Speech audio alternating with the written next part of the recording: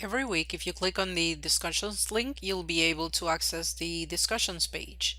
And I don't know how many of you have ever searched in the discussions, but if you ever say, oh my God, there was this message that it says something very, very important. I want to get back to it, but I can't remember who posted it.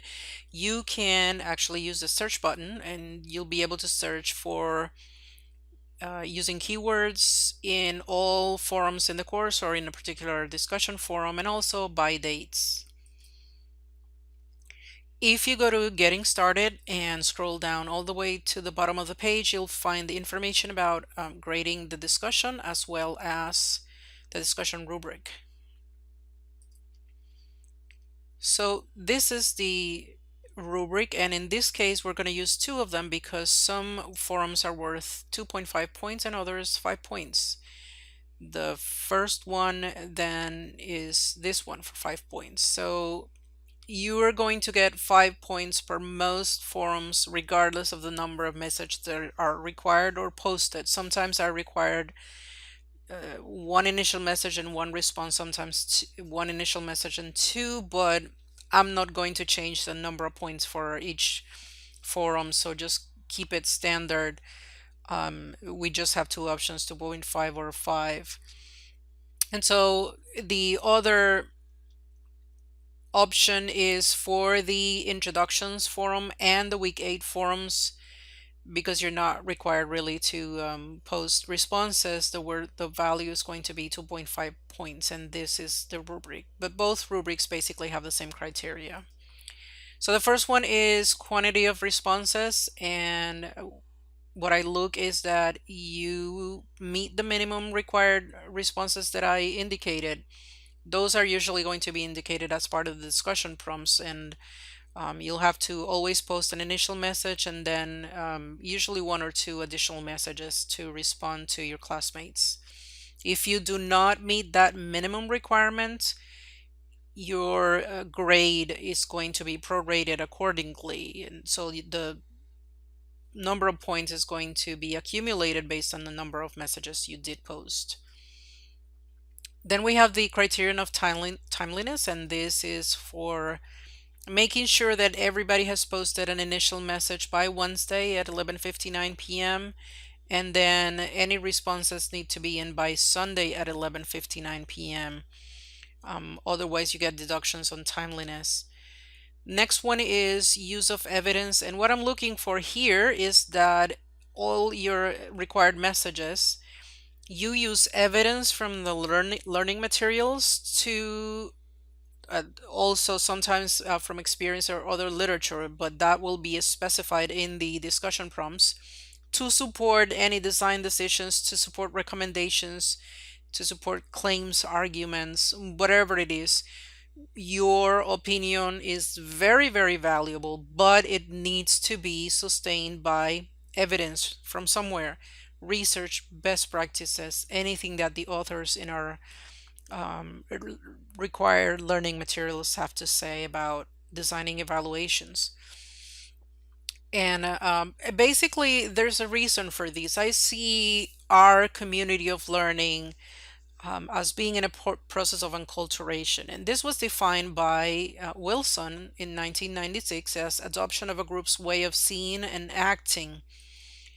It includes participating in a community's everyday activities, and it also includes speaking the language. So when we're learning a new language, we're learning and becoming part of a new community, which is the evaluation community. We want to use the terms that evaluators use because language is just that. It's an agreement between a group of people that this word means this. And so we can understand each other. And you'll incorporate new vocabulary to your vocabulary set. So in the discussions, use those the vocabulary and those ideas you're reading about and incorporating text citations. Do bear in mind that in text citations does not equal quoting. You don't have to find quotes for every message that you post, but paraphrasing is just fine as long as I can recognize that the ideas that you're talking about and attributing to some author do belong to that author. it's fine with paraphrasing. There is absolutely no need to incorporate quotes in every message.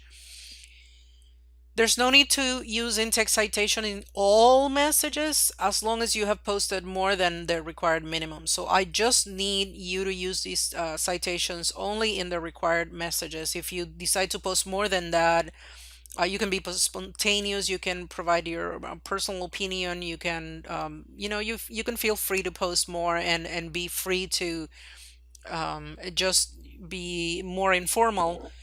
Um, I just want to see these citations in your required messages. There's also no need to include the reference for course readings. We all know where to find Kirkpatrick and Schrock and Coscarelli and EROC. So those articles, those readings, you don't have to include the reference. I want to save you just a couple of seconds from copying and pasting. No need to include that. Just include the references to outside resources, other resources that you come across that maybe we haven't, so we need a way to be able to locate them if we wanted to read them. And the last requirement in the rubric is that of completeness. So I want to see that you answer all question prompts. If I ask 3 questions, provide your responses to the 3 questions. Don't leave 2 of them out or just focus on one. Do answer all the question prompts because they have a purpose in terms of me understanding what's going on in your head. How are you understanding the materials and all that? So answer all the question prompts. If you post messages that do not address any of the discussion prompts, you provide other reflections on other things, but don't necessarily address the prompts. They don't count towards the points. Obviously, you're free to post those. If they contribute to the conversation, they're just not going to be counted. Last but not least, do subscribe to your discussion threads. In this class, we're going to have a few discussions that are going to center around your own projects, where you will post parts of the projects and you'll tell us your rationale for doing things the way that you're planning on doing them. And we'll provide feedback for you, both myself and your classmates. So it is a good idea to subscribe to those threads where you've posted your own projects so you receive the feedback in a timely fashion. So if you open your own thread, look at that set of links at the top right and hit subscribe, and that will send you an email anytime that somebody replies to your thread with feedback for you. So that'll be a useful tool that will help you stay on top of any feedback that may be useful to help you in do a better project.